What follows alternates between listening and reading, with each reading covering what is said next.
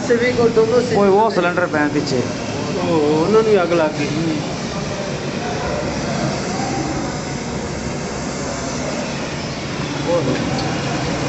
ये बड़ा खतरनाक काम है ये तो चलिए। वो पीछे सिलेंडर हो रही पे वो पर जो बाहर कटे पे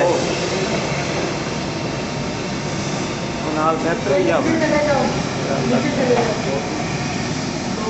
काम की कर रहे रेत वगैरह जेडे सुट रहे हैं। नहीं नहीं